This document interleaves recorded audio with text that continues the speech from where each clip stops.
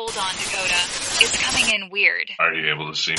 Yeah, a little bit. I just don't know why it looks like that. Figures that we would have this issue. I'm sorry. I'm trying to get it fixed. Alright, come on. Almost got it. And There. out of all the things we had going on, yeah, of course, technical issues always have to come up. Never fucking fails. You're the specialist here. Of course that happens. We good? Yeah, Alright, that's about as clear as we'll get it. let's get this show on the road. Ready when you are.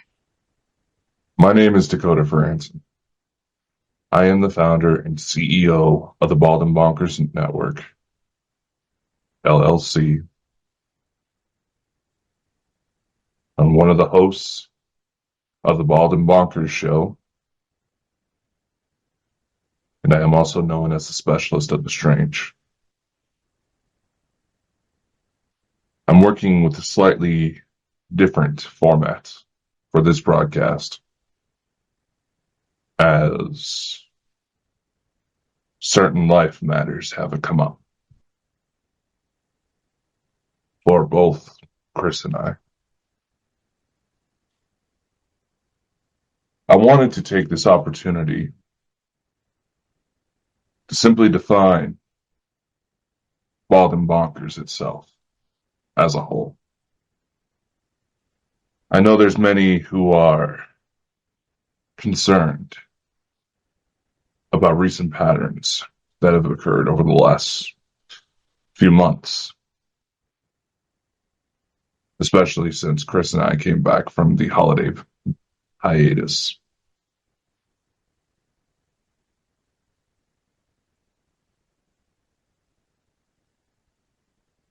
I'm not here to play political correctness.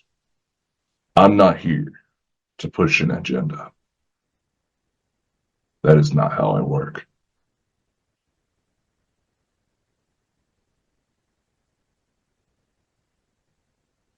I believe in transparency. I believe in genuine presentation. I believe in honesty. And as a small company, Bald and Bonkers is still able to hold on to those values.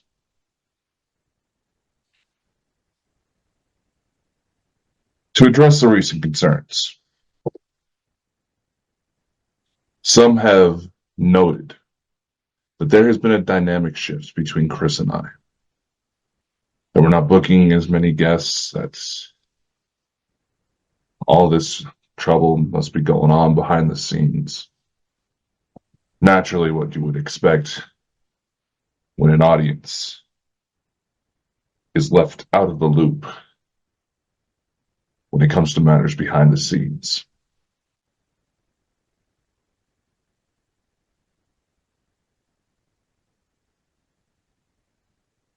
And I can suppose you say that those of you who understand, those of you who actually paid attention and seen all of the recent updates, most of you have been understanding in that Chris and I have found ourselves entering 2024 trying to maneuver major life points. As some of you know,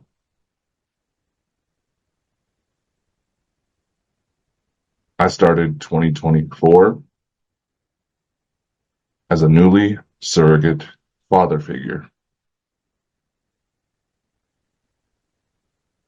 Beginning of December of last year, my younger sister had a daughter, baby girl. The baby is doing fine. She is doing well. She's hitting all the necessary milestones as she should, growing without issue. The only issue, I would say, is that she's starting to get to the point where she's wanting to be up and playing more. instead of sleeping.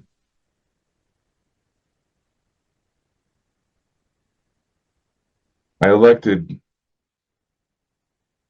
to try to help my younger sister because the father of the child had already vacated.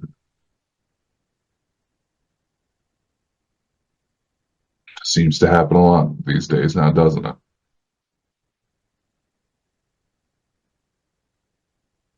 And not to, how should I put this?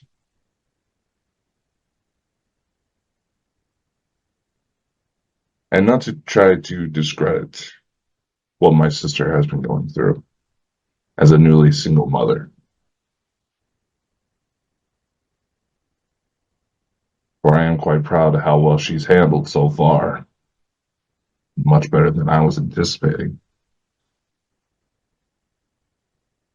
I wanted to get involved because I knew she was going to need the help.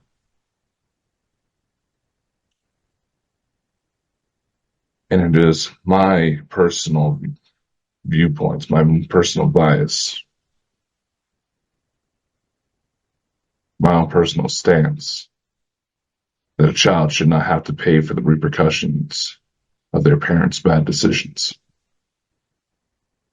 Not that the child herself was a bad decision, but the choice in the father figure.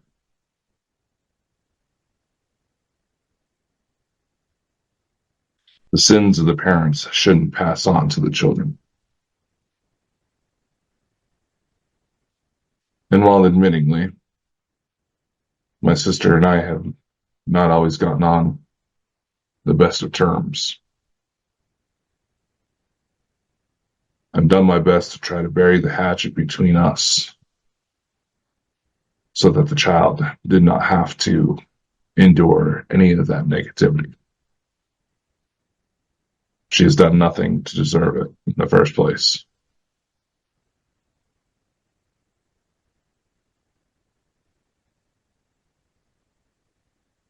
It is with that and the realization that I will be 30 years old here soon that I found myself sort of reevaluating life. The type of individuals I want to be around, where I want to take things I still want to do. And many will say that, Dakota, you're still young, you have time. That may be the case. But I've come to learn pretty quickly that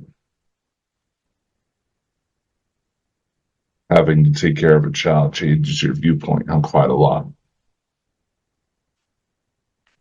And that has started to leak into the show from my stance.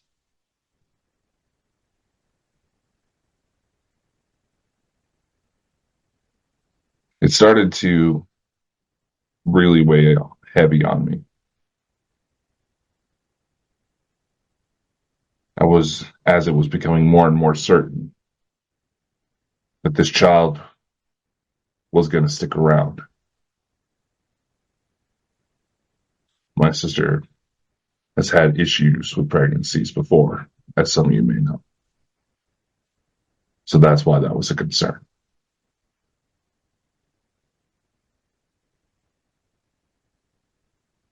And some of you may be wondering, some of you who may have missed the updates from Chris and I, where's my partner in crime in all this? For those of you who haven't heard the update, some of you may have been aware that Chris has been dealing with family matters of his own, which this week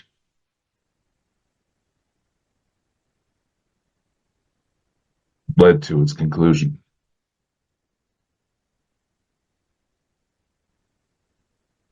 Earlier this week, Christopher messaged me to notify me that his mother has passed. And this is something that's been weighing heavy on him for a few months now. I've respected his wishes in keeping it off the airwaves, at least until he felt comfortable in sharing so. It was only the right thing to do. That's his family, his matters, and he should see to it that that news be shared how he sees fit. It's his life. Admittingly,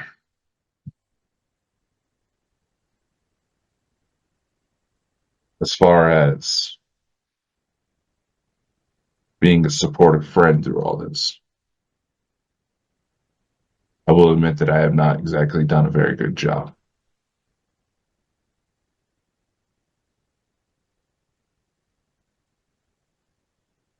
I know that I probably could have done more,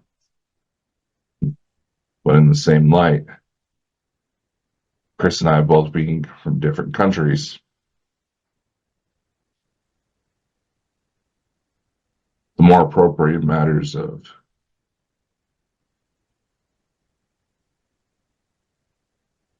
simple check-ins, helping a friend get their mind off of something in a matter that's a bit more effective to the male mindset gets to be a little difficult.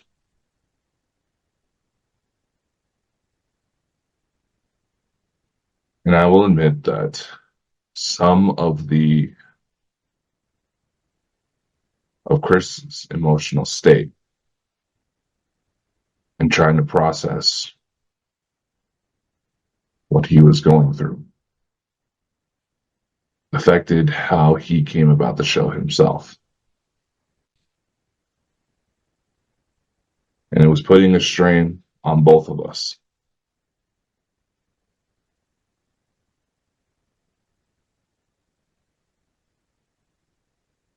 So for those of you who notice that there's been a dynamic change, that's pretty much why. And it's why it's been hard to try to present the shows, the material, in the same light that we initially brought ourselves in the original vision that we had for this show. And as we have done our best to try to expand, to reach out to more people, to make resources more available, there are some that perhaps feel paranoid about their own, preserving their own vision, their own careers, that have taken notice to the dynamics and felt that it was probably not the best move to associate with us. I've noticed that, especially with the last few episodes, Chris associated the technical issues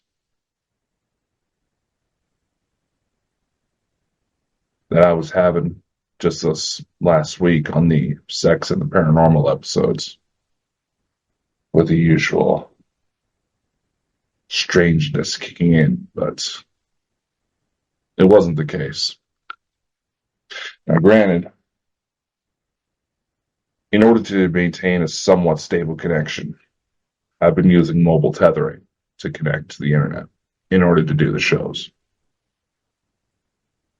Just because I didn't feel comfortable in trying to drill a hole through walls and run an Ethernet cable directly to the internet modem. I felt that was a safer alternative. But between bouncing around for chaotic work schedules in my civilian life, as I call it, doing the shows and trying to maintain somewhat of a healthy balance so I don't burn myself out. Chords, chord I've been using doesn't exactly connect very well. Seems like it's got a few shorts in it. To where if it's moved wrong, cat bumps into it, things like that, you tend to lose me.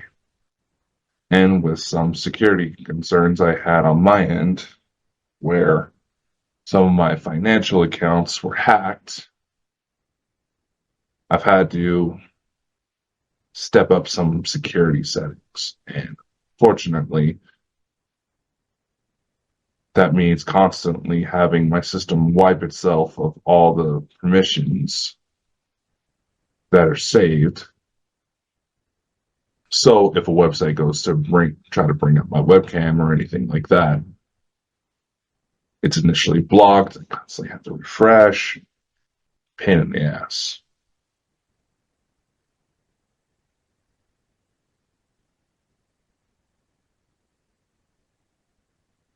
And I could simply stop there and leave the assumption that I was having issues with my cord to be why I kept disappearing. Truth be told, I found myself getting frustrated.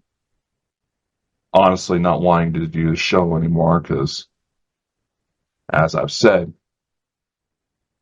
I started to feel that the original vision behind it was getting lost.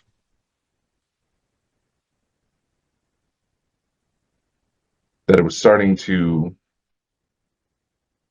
go down the same route as those daytime shows like Maury and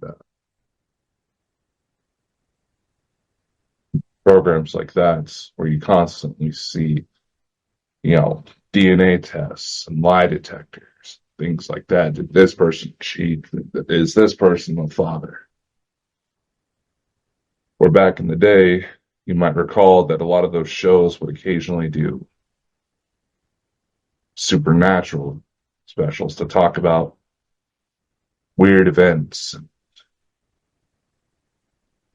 sometimes even reflect on things going on in the world. There was a point where there was an actual that yes, that while there was drama, there was a message, there was a goal. It was focusing on bigger matters of life. And we had started to fail and fall down that road where every other episode had some sort of drama, couldn't keep to a format, was all over the place, uncoordinated, unprofessional.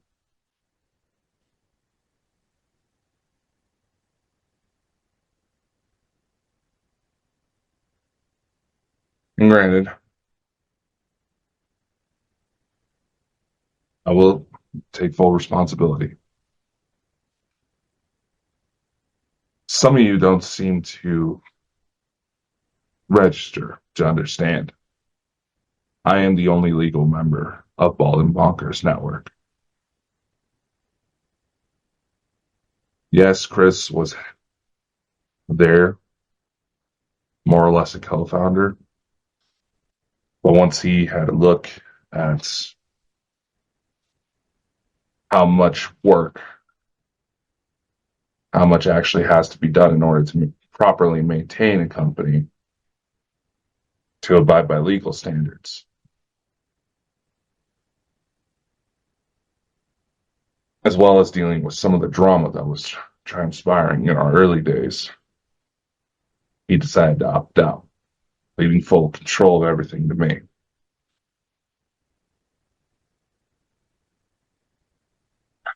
So, when these dynamics start to shift, these behaviors are allowed to proceed, it falls back on me in order to put everything back into place, and reeling in the control hasn't exactly been my strong suit. I would get frustrated because I would enter into these conversations expecting it to go a certain way, but then it gets side-railed with stupid bullshit. Matters that didn't really pertain to the shows. It would all get sidetracked. It was one thing if we happen to notice the odd voice in the background, the weird shadow, the weird light anomaly, even. Being that it was a supernatural based show.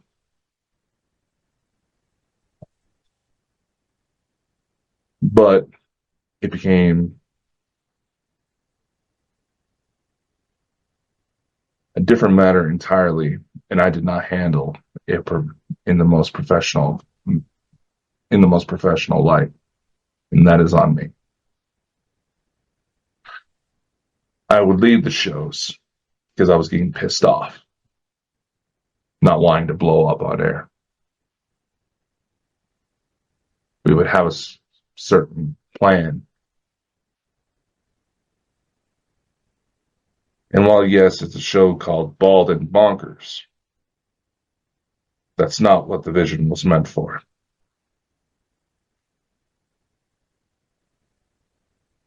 And while I do ask that you forgive me, I'm not putting this information out as excuses. I'm simply letting you know what's been going on my end.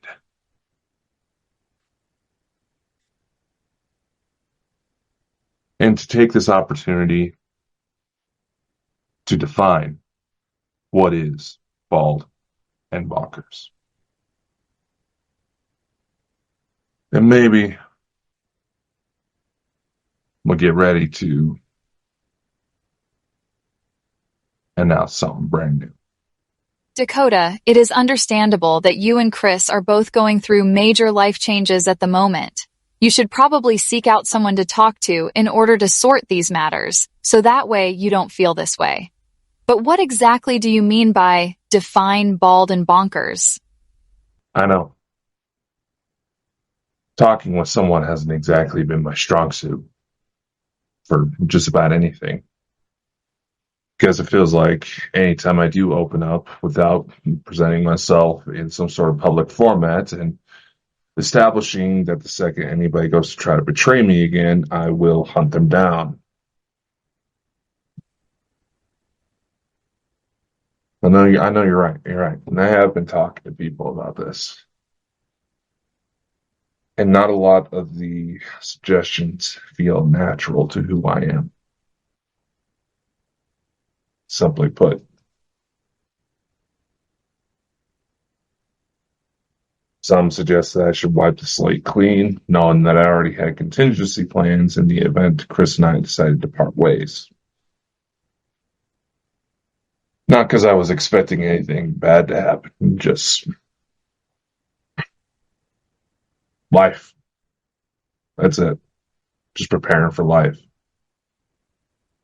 And if Chris decides to take that choice, I will honor it. He'll still be a member of Bald and Bonkers. He'll still have his show put out through Bonkers TV if he wants, but cross that bridge when we come to it. But it's exactly situations like that what I mean by define Bald and Bonkers. When Chris and I started this shindig, when the term Bald and Bonkers first came about, we were going through another company that we thought was trying to legitimize paranormal research. That's how we met. I'm not going to name them here because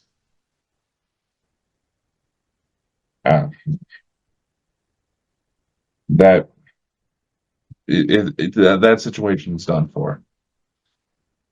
This last little shred of evidence that it ever existed is slowly disappearing as we speak.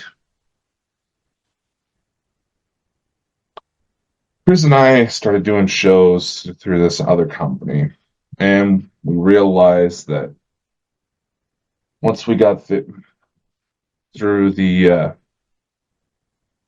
American to Scottish translations, for lack of a better word, because let's just say it's not an exaggeration when I said that it took me about 3 months to understand Chris's accent. But once we started getting past that and started taking on projects together, we realized we bounced well off one another. That we had similar interests, similar goals. We were wanting to explore what was going on. We were alike in many ways. And as some of the people who I've talked to about my frustrations, they pointed out that the reason why I was getting frustrated was because Chris exhibits a lot of the same patterns that I used to when I first got started. When I first started getting noticed for what I do. And that did help kind of reframe things. Because, well, I'll face it.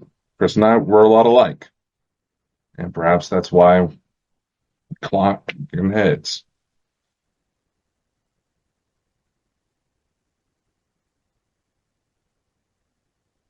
And it was from that, the shows we did together tended to be the more popular ones. In many ways, he and I were the ones that were putting out the most work.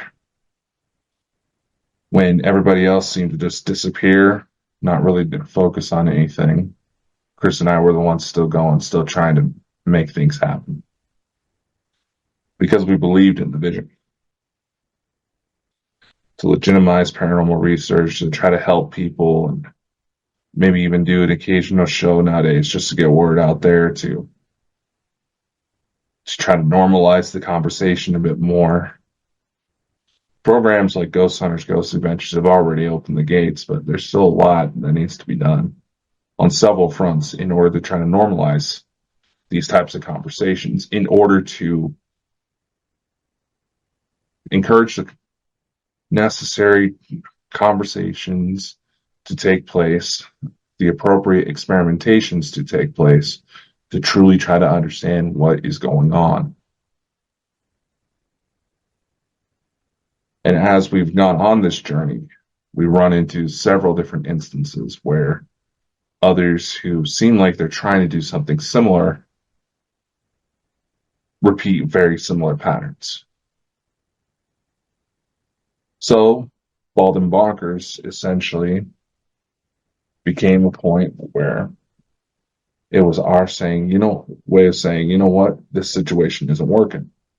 Chris and I left our previous affiliations because we learned that the CEO of that operation was put into prison for messing around with an underage girl. And we felt that how it was handled by those left in charge was wrong. They tried to bury it. It seemed like they were targeting anybody who was trying to talk, who knew about it, who was trying to talk about it. Tried to force the issue, try to essentially pressure people into silence, and that wasn't right. We even caught them trying to manipulate Chris and I to clonk heads against each other. They would try to go behind our backs to each of us, not expecting that we were confiding in one another to analyze the situation, not realizing that their actions were only motivating us to play whistleblower. Because while we wanted to respect that, there was only one aspect of their reasoning behind why they didn't want it to go out, and it was because there were innocent children involved. They weren't necessarily targeted, but knowing the patterns behind individuals who go after young kids, especially knowing this individual's backstory, the patterns were there to where irreparable damage could be done. Could easily have been done very soon if something did not step in. I'm not saying this to try to harass anybody. It is an emotional situation for all the people involved. But as much as I wanted to deny it, because I looked at this guy as like a brother. And he made some pretty crude jokes, but I wrote it off as, him just trying to be edgy. Things that are considered funny in the UK get you sued in the US type of dynamics. But it does seem like that's changing. Even that's changing.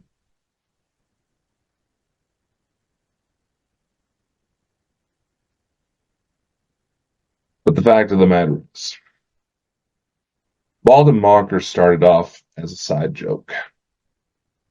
It was. It was some kind of alliteration that I came up randomly one day to kind of poke fun at us, but to kind of just describe our dynamic. We were both a couple of goofballs that shaved our head that like talking about, supernatural type subjects. Eventually, Bald and Bonkers came to be. I put it out on social media. The joke caught on. And eventually it came to that Chris suggested that he and I break off, start doing our own little side project because of how things were going with our previous company.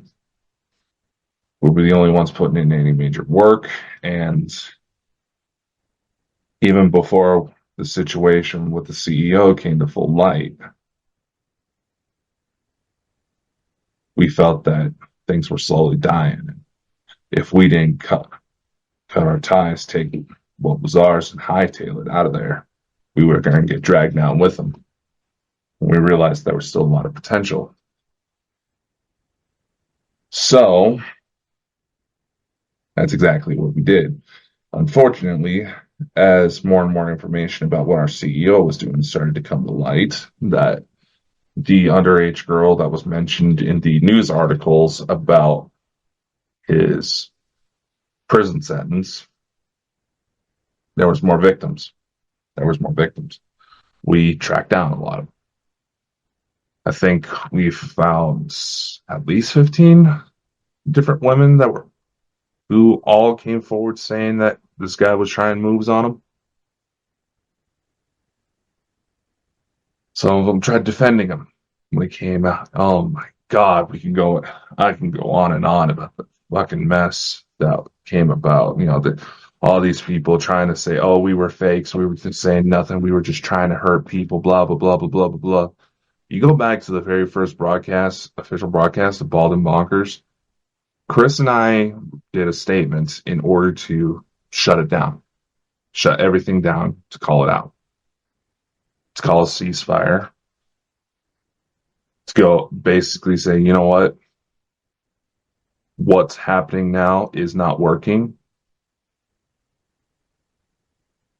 We're not happy with how things are being done. You're not happy with how we're doing things. On the grounds that there are still innocent children being affected by what happened, that are going to have some serious issues. Speaking as someone personally who dealt with the revelation that their father was a pedophile, that was already going to be enough of an emotional turmoil without seeing several other people going into this falling out with one another, putting out these evil, manipulative, and just flat out malicious allegations against one another without any actual proof. In order to call the ceasefire, I even went as far as digging up background on everybody who was pushing against Chris and I. Because it felt very off that they were defending this individual. Something didn't feel right. But there was much more to the story. And I still feel that way.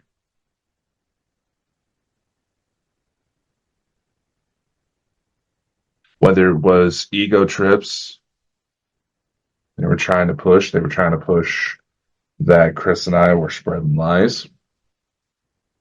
Chris even done a little broadcast to try to out him, which, while I understand his motivations, I had to kind of smack him around a little bit, metaphorically speaking, because he did it without presenting evidence. He didn't present any evidence.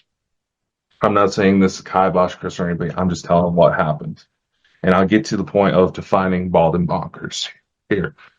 Unfortunately, there's just a messed up backstory. But to make a long story short, situation was getting ugly. There was harassment, there was stalking, there was cyberbullying. Hell, there's still people that try to target us because they didn't like how Chris and I called them out on their BS. Simple as that. Some of them even try getting their significant others to harass us, and it's just like, y'all are fucking morons. We know who you are. Yeah, I know. Some of you went into this thinking that this was supposed to be a serious, politically correct, and press statement from a company CEO. But as I said before, I believe in being genuine. I believe in transparency. Overall, the situation got ugly. It needed to stop. So, with everything that was done, with the threats that we were going to start taking people apart, we called a ceasefire. So, you know what? We're going to take what's ours and leave. We won't bring this up no more. We won't mention any names. We're just going to go. We don't want to deal with this. We don't want to deal with you. You don't want to deal with us. I'm not going to expect any public apologies. But we're going to go. You leave us alone, we'll leave you alone. Simple as that.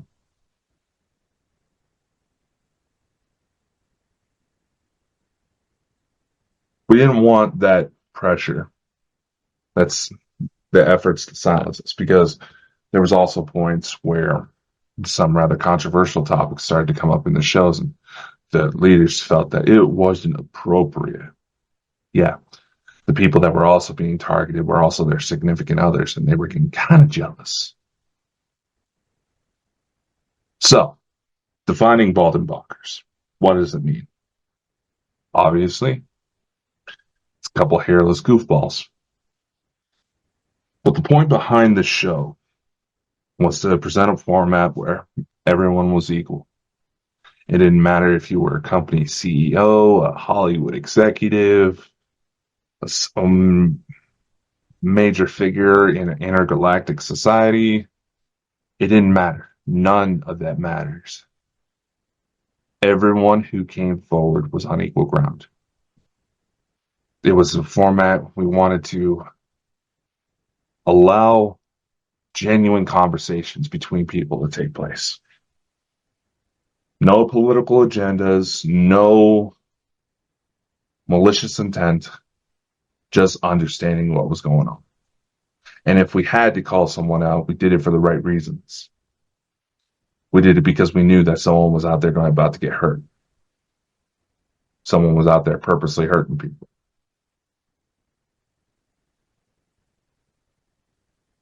And that's what we did, and people didn't like that. But it was who we are.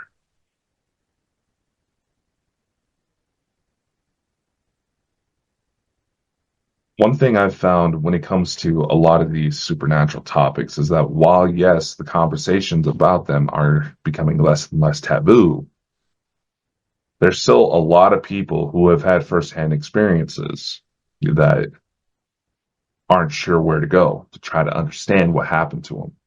They still feel that a part of them's insane, and a drama not too dissimilar from everything I just talked about steers them away from potentially the people they need help with, because let's face it, a lot of people in this type of stuff get very emotionally charged and often make bad choices in the heat of the moment. I'll admit I made some bad calls, but I'm even with my own weird background, I'm still human.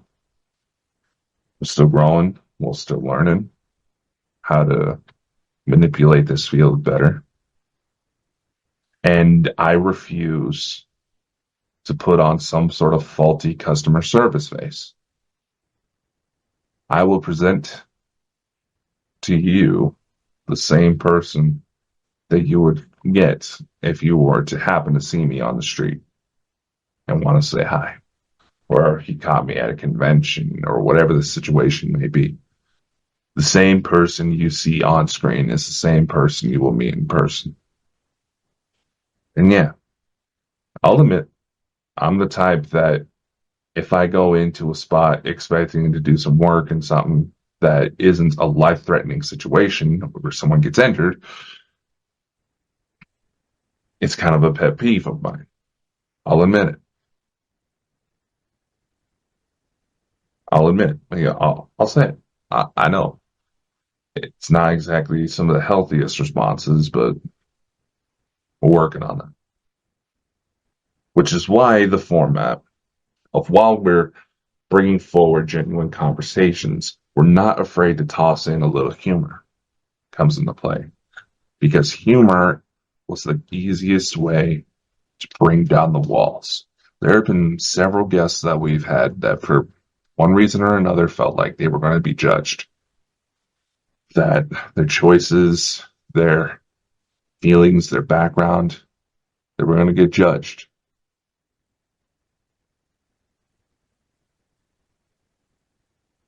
And presenting that level playing field,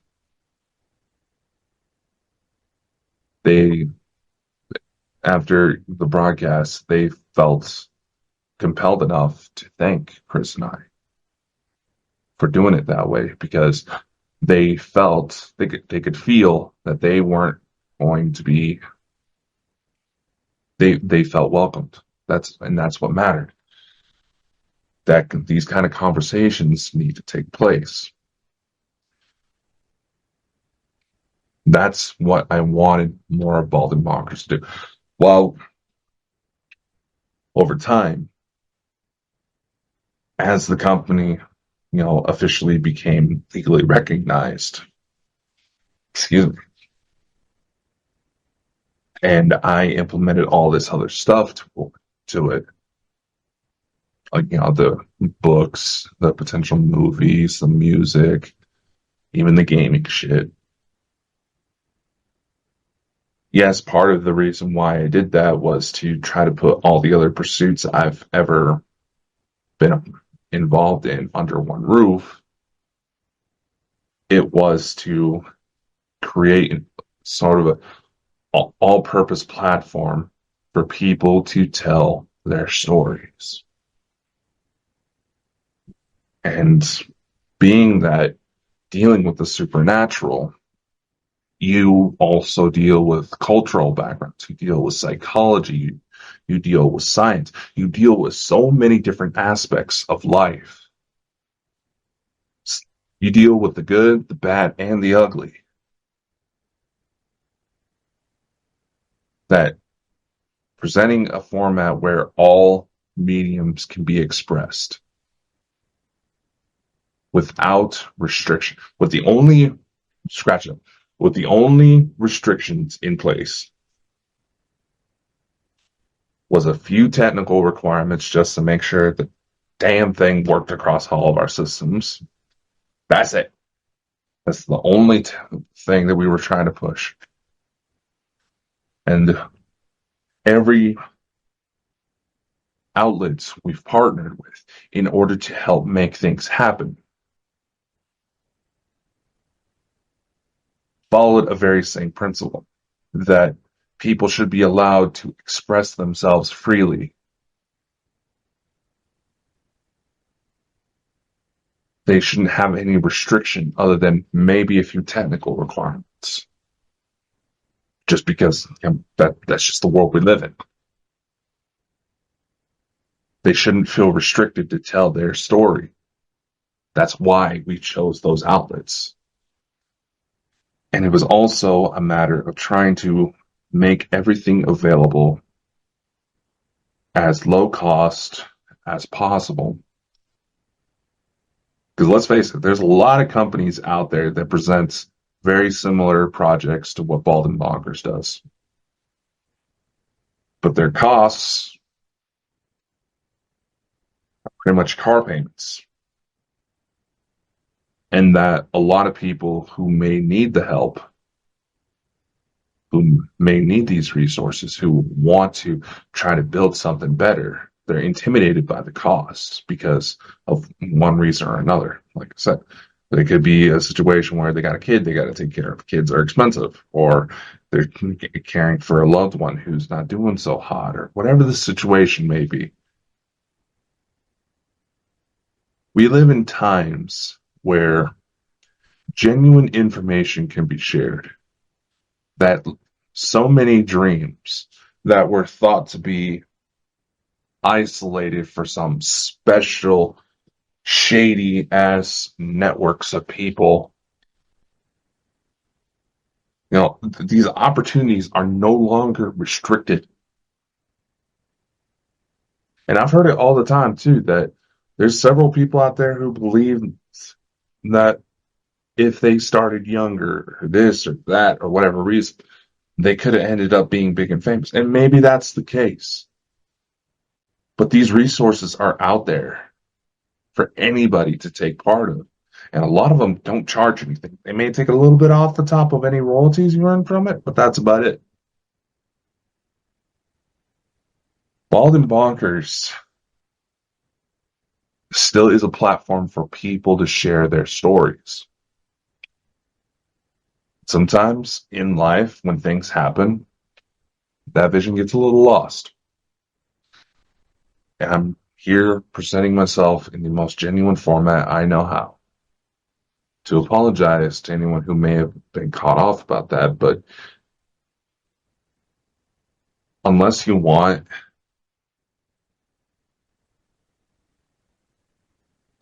people that don't actually care about who they work with,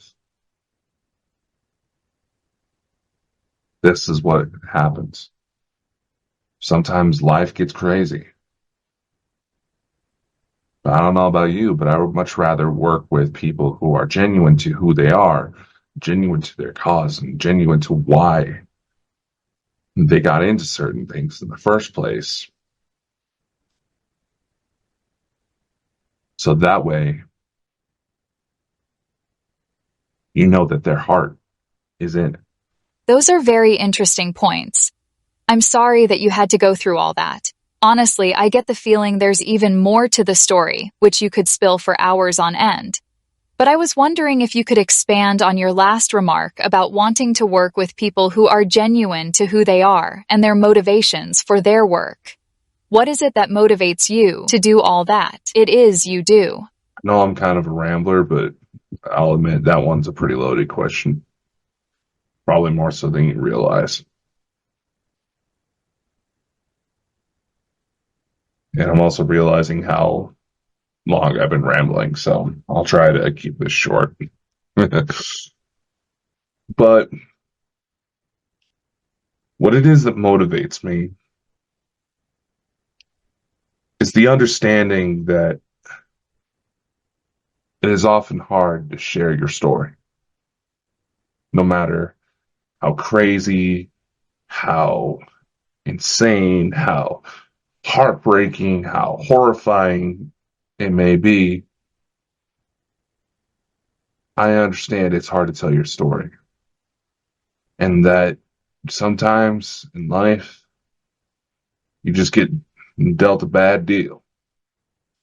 Sometimes things just happen.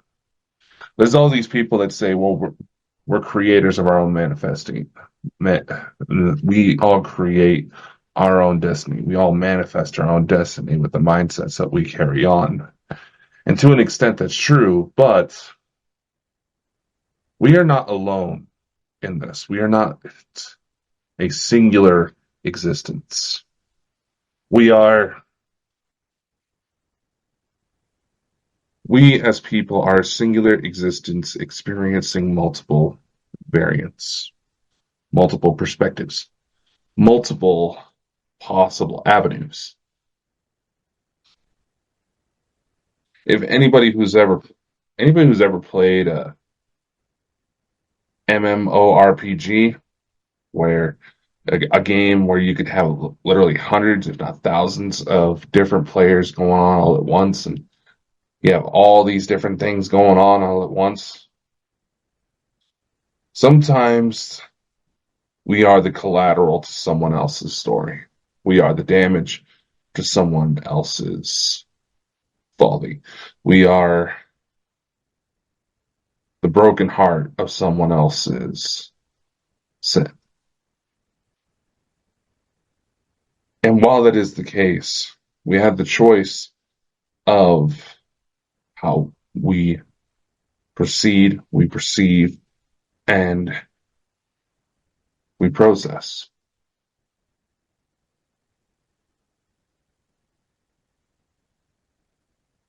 For me,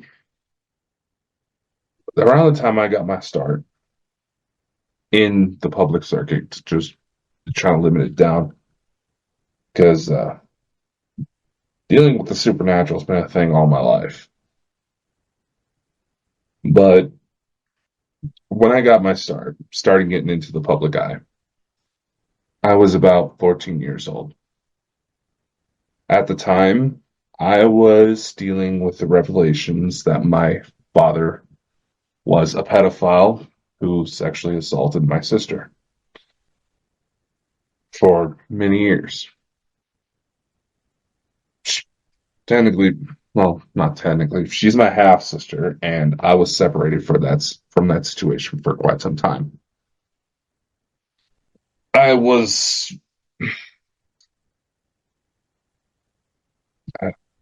as much as I want to say that I wasn't aware that something was going on, I've always had an inclination that there was some reason that I should not be around.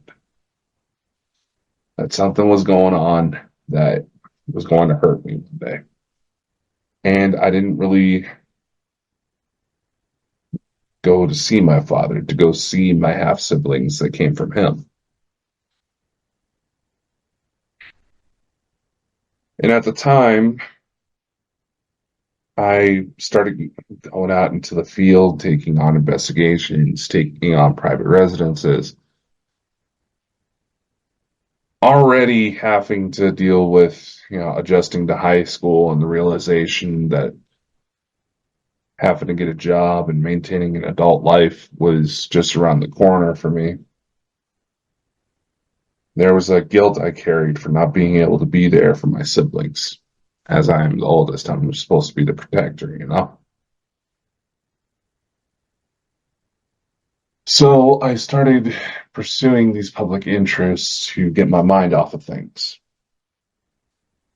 to have some sort of ground to stand on that was my own. That was of my own volition, my own creation. It was mine. That if something went wrong, or if I made a bad call or anything like that, the repercussions of it only hit me. Going out on ghost hunts and stuff like that, that was something I was interested in for a while. Then taking advantage of Christmases and birthdays, and occasional bribes for babysitting, I started getting some equipment together to build my own little ghost hunting team. And I also took advantage of the fact that being that I practically look the same now as I did back in high school, just a little bit more emotional damage, a little bit more mental scars and mental and physical scars. What am I talking about? Basically, having lived a bit more life. The only difference between me then and now is more scars, and I'm only about 2 inches taller than I was at the beginning of high school. I was already 6'5" by then, so. But that's a story from another time. It was easy for me to hide my age when I got started, and it helped out a lot. Until a local radio DJ outed me on the air, but even by then, I had built up enough of a reputation where it didn't matter anymore. The story was getting out there. And as I proceeded, about a year into getting out there, my father was in prison, but the man who was essentially my dad, my grandpa, my mom's father, he had finally passed away from cancer. He was my biggest supporter. When the rest of the family kind of blew it off, just kind of wrote me off with whatever was going on, tried to manipulate the situation. He was the one who was in my corner. He was the one I always ran to when I was a kid, when I knew I was in trouble, and that, yes, I would still have to deal with the repercussions of what I did. I opened up to him because I knew that if I was at least honest about what happened, it would lessen the blow, at least from him. I trusted him more with anything, and being 15, going on 16, it's kind of when a young man really needs a father in his life. Figure out how to go about the world, how to impress the ladies. Being that it was him that kind of motivated me. Even, hell, he hooked me up with my very first ghost hunt. He was the foreman for a local highway department that had a lot of activity. But he was my first supporter. He always asked me questions. And when he would ask me questions, I knew that he wasn't trying to be negative in any way. He was trying to engage, see how, basically test me, see how much I actually knew. He made sure that he engaged me in a way that made him know that I would do my homework. That if I was going to do something, I was going to do something right. And it's something I've carried with me for all this time. And many of you who were watching this broadcast personally seen that there may have been a time where I made a kind of an offhand joke just to be a smartass, or started trying to open up about the more sensitive aspects of my backstory. It stung when people who clearly had plenty of issues of their own started trying to target me. And by then, I've all trying to let go of the knee-jerk reaction I've developed, where if someone starts charging at me, the first thing I'm doing, at least mentally, is pulling out a gun and aiming for between their eyes. Because another thing my grandfather always taught me was that never really start a fight, but if you're getting put in a situation where a fight's inevitable, you give them hell. You give them hell. You make sure that they regret trying to fight you.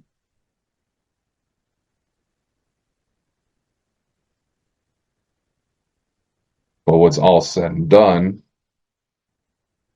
you also own up to the consequences of your actions.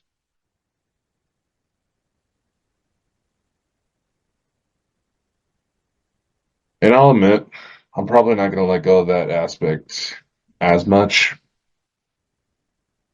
because, well, let's face it, we're in a world right now where there's some very malicious people that try to take down the decent, the good. They try to take advantage of this situation they just want to hurt people for their own selfish gain. And I don't want to be that guy. If I got to be the guy that makes people like that afraid, then I'm damn proud to own that title. My motivations to understand, like I said, is that I understand the struggle. Getting into the public eye takes a mental toll, especially from some low life people who usually can't even show their face online. It can take a mental toll. And not knowing where to go, not knowing where to start when it comes to this type of stuff can be intimidating, especially with this idea that you got to have lots and lots of money and all this fancy equipment. Look, I'm running off of my webcam mic right now in order to record this because my cat's up the cord on my good microphone, and I gotta get that replaced and take the part of it that broke off in my capture card out. Cats, right? Nevertheless, I understand that it can be hard, it can be intimidating, it can be mentally draining.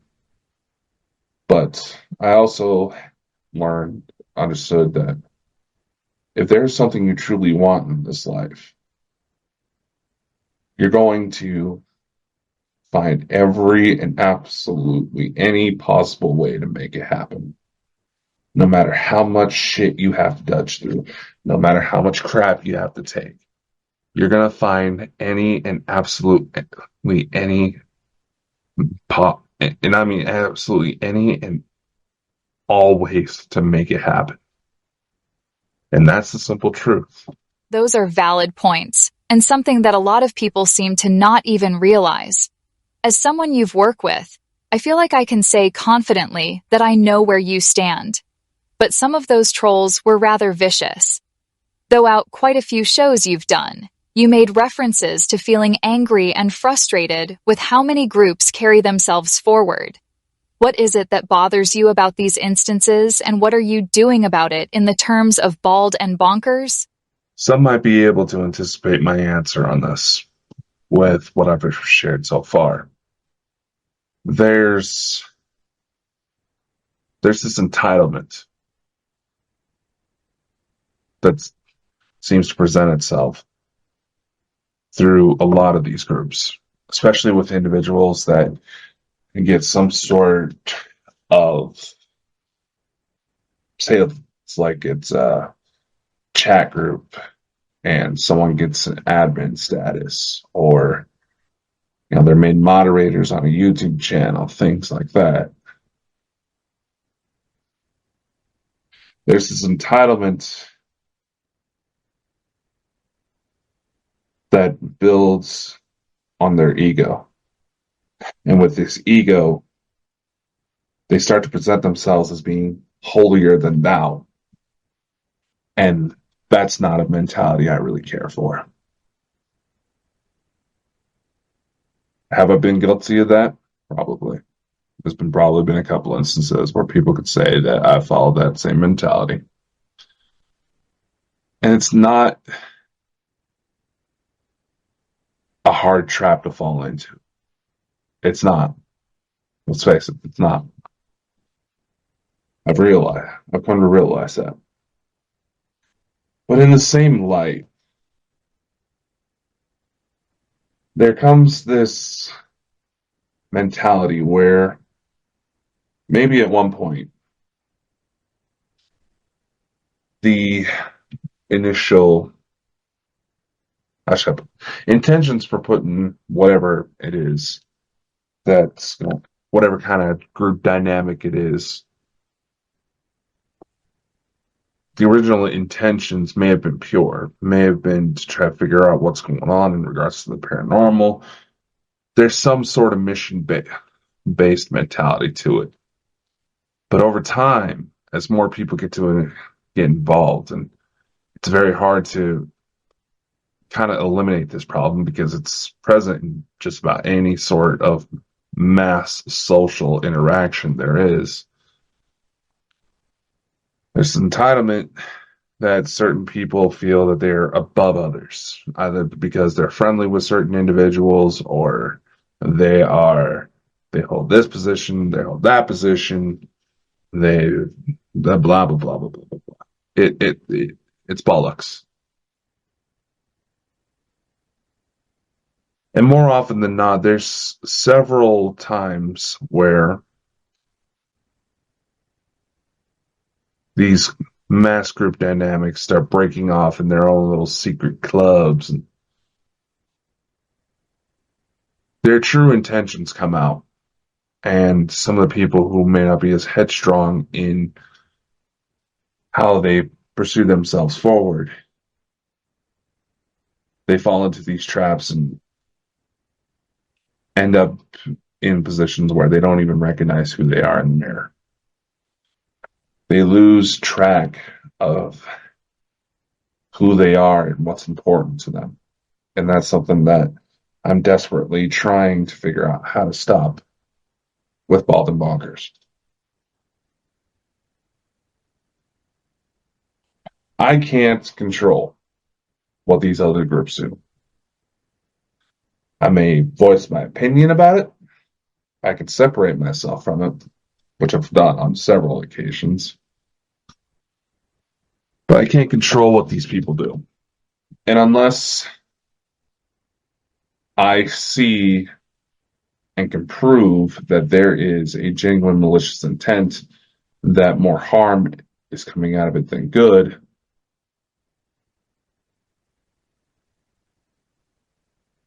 then I have no real reason to speak out against. Because one thing a lot of people seem to lose track of is that we're all trying to figure out what's going on. Just because you follow this person or that person does not entitle you to in any way, shape, or form. It does not make you better than the people you shoot down. I've watched as, certain individuals who I genuinely respect try to point out certain factors that indicate someone's not being as genuine as they would seem. And there is this religious zealot-like mentality that certain followers take on, to where the slightest even mention of these aspects makes that person an enemy, and whoever associates with them an enemy. They say, oh, this company, they're putting out certain things, but the very people they try to claim are the best, that deserve all this attention, make an appearance with something that company does.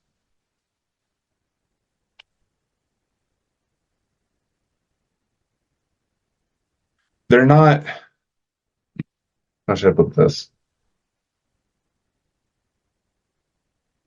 I don't trust that mentality.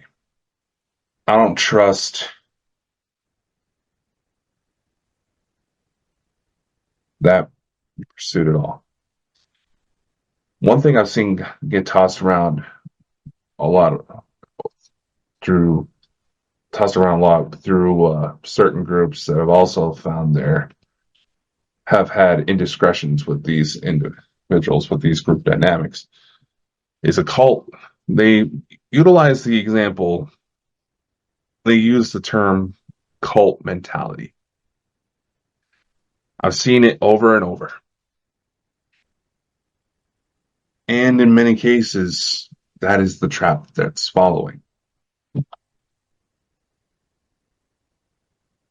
Can it be avoided? When you really think about it, no.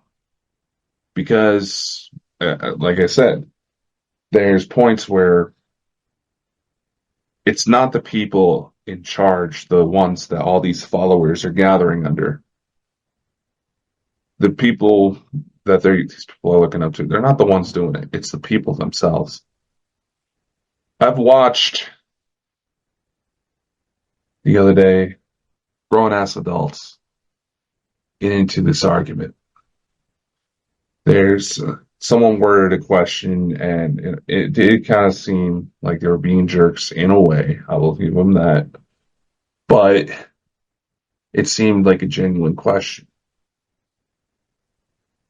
And then there's this mentality. There's like think, oh my God, this person being mean, admin take care of them, blah blah blah blah blah. It reminds me of watching young kids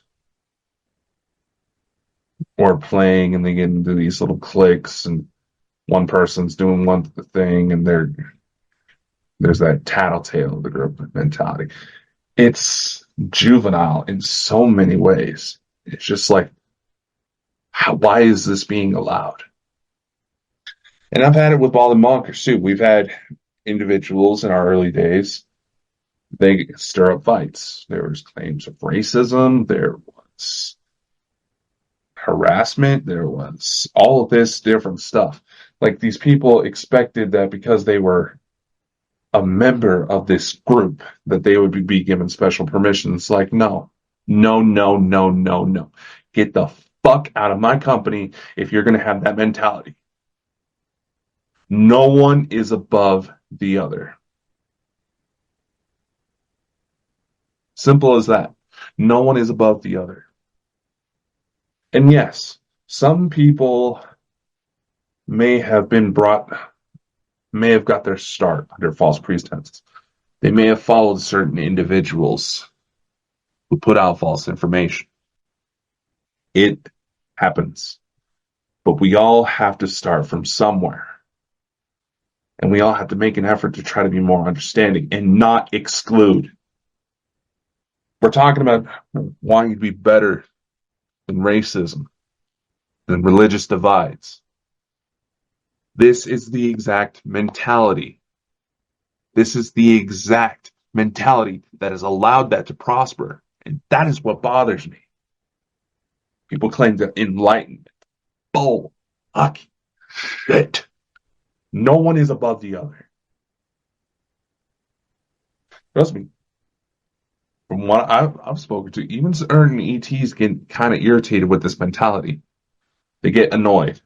But they try to be understanding because they know that people need to be able to learn.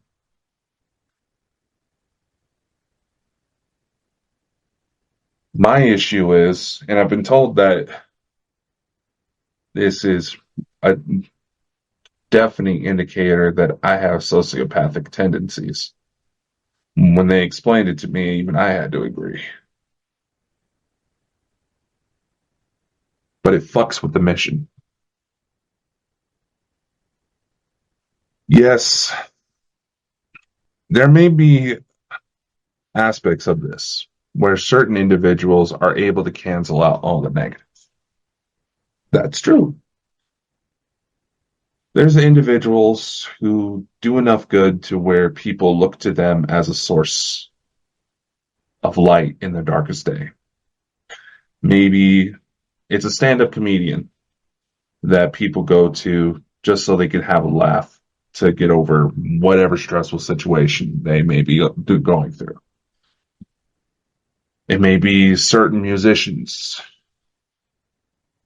It may be certain actors, certain movies, whatever the case. It may even be video games. Whatever helps these people push through and become better, to be able to push through whatever stress has handled them, is going through, and whatever is going through their mind. Whatever it takes for that individual to be able to keep going is what matters. I mean, hell, I've seen it on a few broadcasts where there's certain individuals who want to try to get all this information. They claim they want this information. They're asking questions, but they're not paying attention to the fact that it's a pre-recorded broadcast and that I've answered the questions in the chat, but because it's not being broadcast out on the video, they feel annoyed. There's been individuals where the topic was sex trafficking because Sound of Freedom just came out. And we had someone in the chat one day start saying that they feel isolated and left out because they weren't being acknowledged. You're wanting attention to be given to you when people are trying to focus on the topic of sex trafficking to get the word out there to discuss what's going on. Because yes, that shit is happening. There's a lot of negative shit that's still happening, but sometimes simply ignoring it is not an option. There's this, oh my God, it irritates me when people say that just sitting around is going, praying is going to change things. Yeah, prayer, it has some good effects. It's been proven. There's a multiple different avenues that suggest that certain thoughts and practices can fully affect reality. But so does taking action. So does actually getting off your ass and doing something about it. Whether it's starting a charity, whether it's talking on broadcast to bring this attention to light. Simply sitting back and just going, oh, that's sad. I'm going to meditate on a happy thing.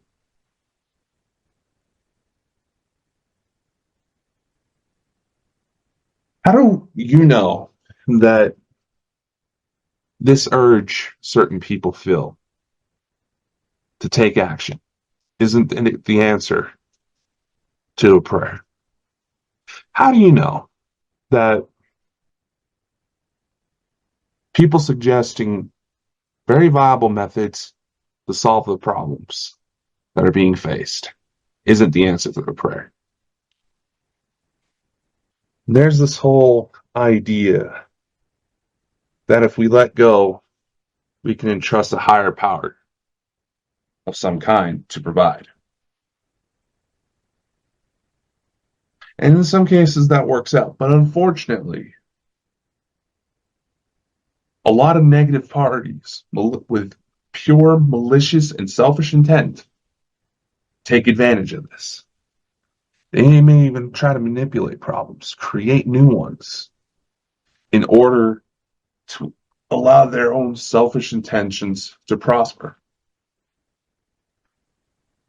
So what am I doing then with Bald and Bonkers?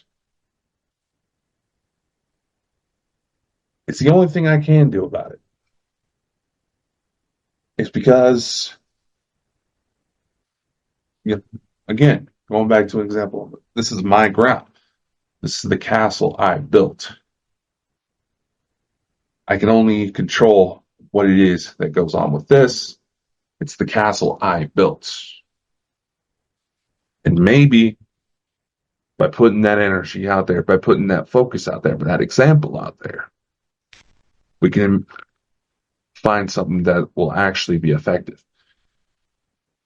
Maybe I'm wrong. But in the end, at least I'm doing something. So, the plan of action is, well, for one, I've come to realize Chris and I probably need to work on our communication a bit. Now, granted, life events make that a bit difficult, so yeah, put that as water under the bridge. But moving forward, we need to establish some sort of communication for what it is we're going to do, especially if it's going to be a project we're going to work together on, like the Bald and Bonkers show.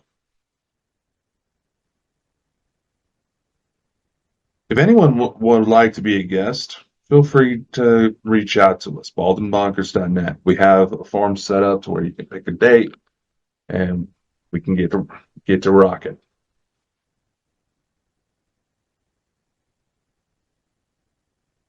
But in the events that we don't have guests, try to focus on a discussion on what's actually going on. Because, like I said, I find myself getting frustrated, and it's on me that I have not communicated that frustration in a more effective professional manner.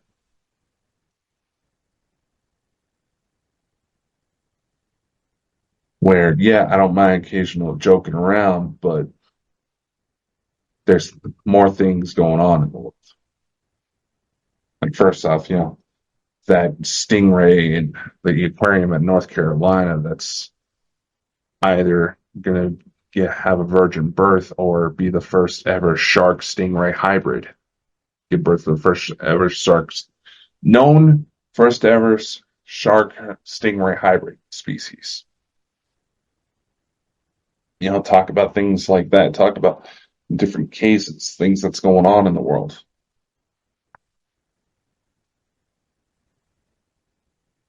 Not so dead focus on just one thing. There's a massive world with so many different things going on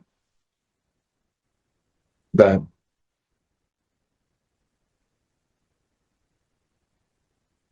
here's what Bald and Bonkers will officially be sort of a chat interview show moving forward. Talk about world events. If there's no guests, we provide an avenue for new authors to put out their books, for people who are maybe they are abductees and they're wanting to share their story, things like that. I've been putting out emails to try to get my new guests and haven't really gotten anything back, so I'm hoping this broadcast, if they're watching this broadcast, will help ease some of the nerves that I've noticed lately.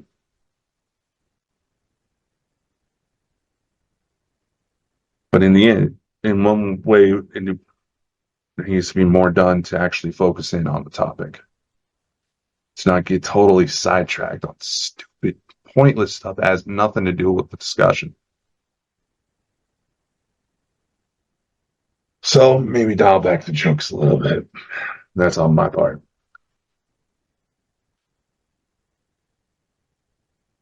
And probably instate more time off periods for when, we just need to recharge. So we're not feeling burnt out and getting frustrated with one another. As far as when I'm wanting to focus in on certain topics and actually have a decent discussion and talk about, certain ideas, theories, things going on, we have Frandsen Files, which more episodes are going to be coming here soon. Chris, he's probably going to do his little Chris and Alan show. That's probably going to expand back out to Bald and Bonkers here soon, but we'll cross that bridge when we come to it. Again, it's up to Chris what he decides to do. And I will respect that as his friend. In the event I lose my co-host, probably going to be a change in format when it comes to the Bald and Bonkers show, but it will continue.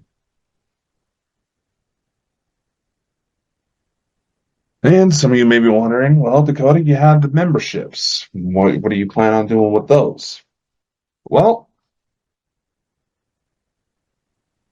I've set up 2 membership places, one on Patreon and one through YouTube, mostly because we're less likely to lose our shit through Patreon, like we are with YouTube being, YouTube. So with that,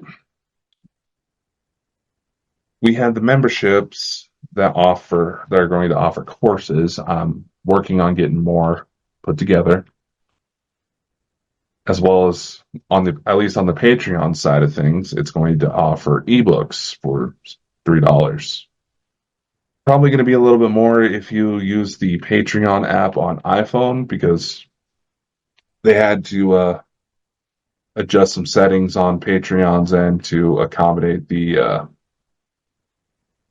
Apple transaction fees. Though I would imagine we get something similar on Android, but oh well. There's ebooks available for $3 each that will be made fully available for free if you subscribe to our higher tiers, unless you have Bald and Bonkers Network Academy. The books sold underneath that imprint will be available completely for free, regardless of what membership you decide to subscribe to on Patreon. Through both YouTube and Patreon, we also have video courses that are going to be made available. If you go to baldandbonkers.net, there are pages dedicated to finding each of these courses in their entirety. So that if you're a member and you want to find these courses, take advantage of them while they're made available, it's a little easier to do so until we get something better put together. I also have a few other things coming together here very soon. So on top of the shows, Bald and Bonkers Network LLC offers books, music, and online courses. You really are turning it into an all-access platform for creators to expand their business. Seeing the prices on what you have out already, you offer a hell of a bargain. But what about the people who can't afford this stuff? What's so special about these memberships, and what do you plan on doing with the money you raise? These memberships, as I mentioned before, offer exclusive access to the courses we have already started to provide, as well as every single book we have created. And some that are not even officially published by our printing partner yet. This offers exclusive access. This also offers a chance for the company to expand its offerings, to be able to provide cheaper alternatives. I will say this. We are also looking into some avenues that would allow us to publish everything absolutely free. Make it readily accessible for anybody who is wanting to see this information. Now, while we do offer some publishing opportunities for people outside of the company, these are books that either I myself have written or we managed to secure the rights to. And there's actually a massive back catalog right now of what all we have available. Official publications are currently scheduled till the beginning of August. What this does, it helps spread out the payments. With our publishing partner, we have to wait about 90 days from the end of the month in order to see the royalty payments we make for it. And we have started to make enough to where we can currently maintain the company, use finances. We're making up just a little more than what it takes to keep the lights on, which is a good spot considering that the company is barely getting into its terrible twos here soon. Since it became official, the show itself is already in its terrible twos.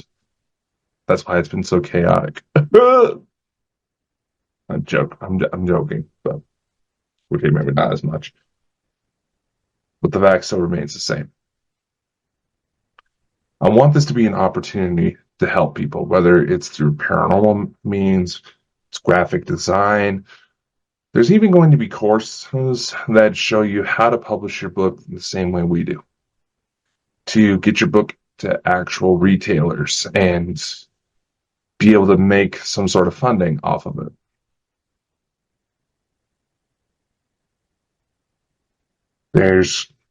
We even just secured an audiobook partner that we're going to start exploring here soon. We have a distribution partner that'll help us get into streaming platforms like Netflix, Gaia, Vudu, Hulu. It's all there. And again, we're not having to compromise anything. The Valentine's special, A Reunion of Stars and Soul, We're currently working on making that our first official project release through that streaming distributor. Basically, what this distributor does is it takes all of the information we give it. We have to make sure the video goes into certain technical requirements and blah, yada, yada, yada. Unfortunately, one of the shortcuts I thought was going to work, it didn't. So we're going to have to work on another way around that. But price to pay in order to keep with the motivation. If you've caught some of the interviews I've done before, the goal is to try to make everything as readily available to show people how they can achieve these things for less than a daily Starbucks addiction. They can put out, a podcast, all these different platforms. They don't need all this fancy equipment people say they need to get, and blah, blah, blah. They just put in the work for whatever cause it may be. And while this did start out as talking about supernatural topics, that aspect of it is still there. But with this media distribution avenue, it offers up a legal front. So it offers a legal and honest front so it could be recognized by necessary governing bodies. It's a pain in the ass, but unfortunately that's the world we live in. What we plan on doing with the money earned from all these avenues, whether it's some monetization on some of our videos or royalties we earn from all these different little projects.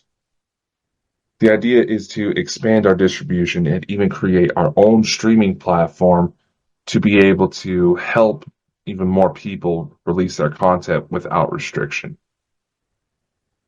You always hear this talk about censorship, certain platforms censoring individuals in order to try to squeeze advertising money out of them. Facebook was caught using the same clickbait farms, the like farms that they tried banning people on their platform for when it comes to their own marketing stuff. Basically, like I said, I want this to be an avenue where creators can just simply create. And the only thing they have to worry about is making sure all the technical shit works. Simple as that. I want people to be able to tell their story. And I will be looking into some different avenues to try to offer up some sort of mental health support system as well. Something that's seriously lacking. In order for creators to be able to keep going. Because a lot of this stuff is mentally draining, especially when you have personal matters getting into the mix and there's individuals that feel like they can just attack you because they think there's no possible way for them to get punched in the face. Or there's some rather deranged individuals like the fucking disgusting pedophile who tried to justify older men assaulting young girls. Yeah, that actually happened. Or to deal with the stalkers. To which I will also say this. And unfortunately, this is a matter we have to address, being the world we're in. You hear a lot about censorship on all these social media platforms, but in the same aspect of it, you hear all this drama, say like with cyberbullying and all this content that gets pushed around, why these social media platforms aren't doing more to stop this kind of negativity when they have the power to do so. And it makes you question it. Say like on Twitter or X or whatever the hell it wants to be called. There's plenty of ladies who can post naked pictures of themselves, but if you post something about UFOs and stuff like that, you get blocked. You post certain information about faulty medical situations, and you have videos taken down and strikes on your YouTube channel, even though information is coming out that proves that yes, there was something faulty about certain medical situations. I didn't say it, YouTube, so if you flag this, I know you're fucking with me. I mean, hell, I even once just told a story about, my grandmother when she had a heart attack and she thought it was a little weird. We all thought it was a little weird that right as she had to go get a certain thing poked into her, that several other people who were literally in this line with her to be poked were also in the hospital for very similar cardiac issues. Thankfully, my grandma is very much a battle axe and is too stubborn to go down easy. So she's still well. She's having opportunities to play with her new great grandbaby. And is a woman that, had she not been there, I probably wouldn't be as headstrong as I am now, as much as that irritates certain people. But back to what I was saying. I know I kind of got distracted there. Here I'm giving Chris so much grief. While we do want to offer a free platform for people to simply share their story, we will cooperate with law enforcement. We have already, in order to confront any criminal situations that come forward. As a investigator, when it comes to the paranormal, I keep strong ties with local law enforcement for two instances. One, I feed them tips if I catch wind of something. Unfortunately, the usual circumstances have been cases of domestic violence, child abuse, drug use, things like that. In return, they feed me information on instances that I'm investigating. We keep those ties strong so that way we can keep moving forward. And in the event, which I've already had to do before, but won't get into with this, in the event that certain individuals try to assume that I have taken more malicious intentions, I have law enforcement backup on several different levels to basically help me out of those jams. And unfortunately, we've had to resort to that. I know I don't always make the best calls. I know I'm not exactly that good of a friend when it comes to loved ones needing someone in their time of need. I'll admit, I suck at keeping in touch with certain people to where there's individuals out there who feel physically paranoid whenever they hear from me because it's so out of the blue. They're paranoid that something's happened. And I still have yet to shake that reputation. But that's the story. That's Bald and Bonkers. If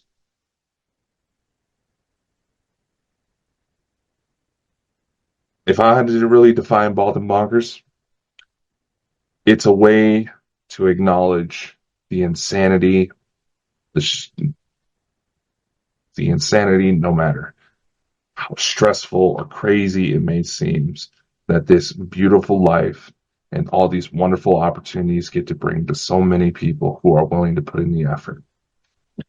Going back to the trolls,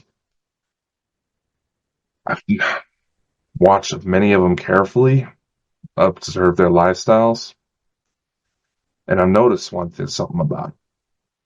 A lot of them try to draw criticism to people who have exotic stories, yet they've never actually taken the opportunity to live their own exotic stories. And that's on them. They didn't choose to experience life. They chose something else. And it's their own self-regret that makes them act the way they do. It's their own self-deprecation. Almost said defecation there. God. But in that light,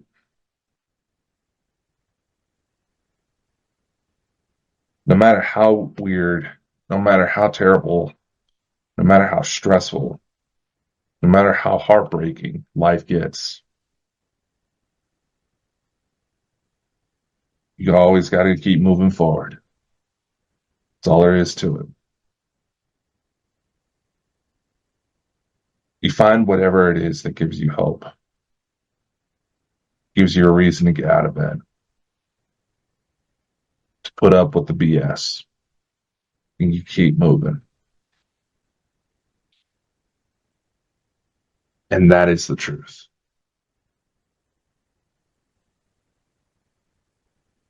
And I think that's enough for today.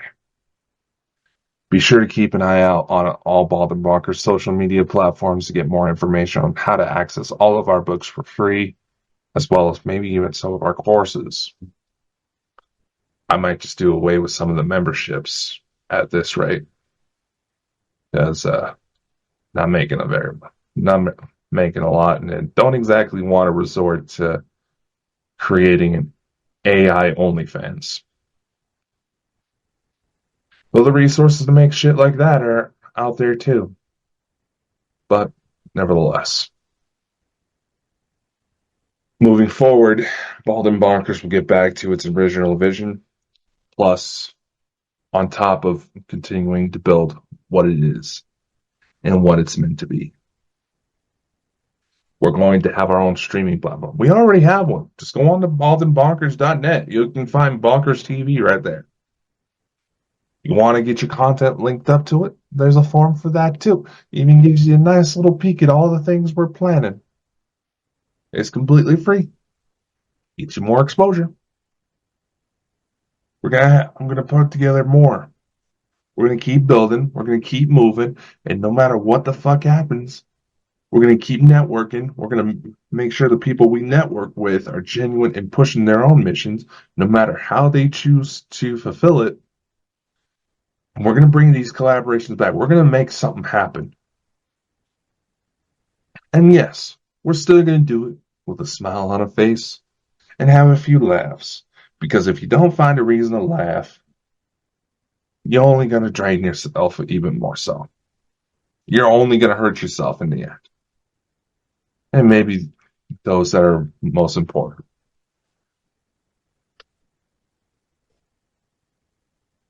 The mission stays the same. We're moving forward. We're going to make shit happen. We may need to take a break from time to time.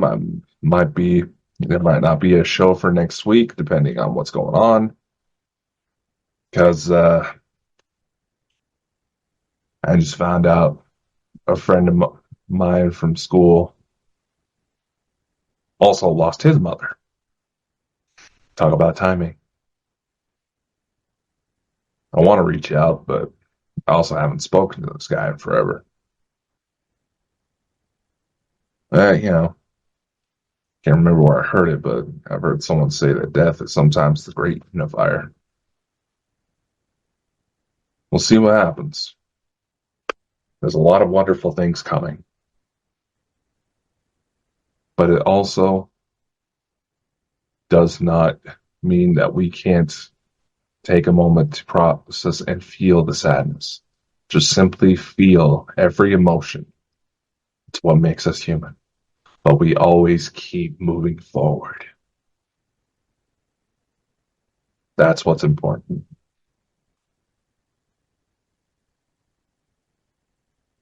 And I hope that if some of you took offense to how I processed these actions,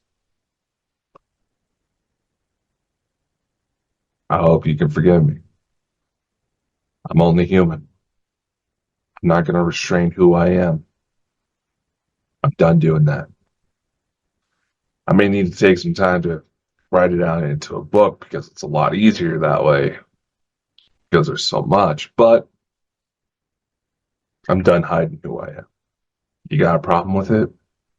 sayonara. I got better things to do, and I'm off to do them.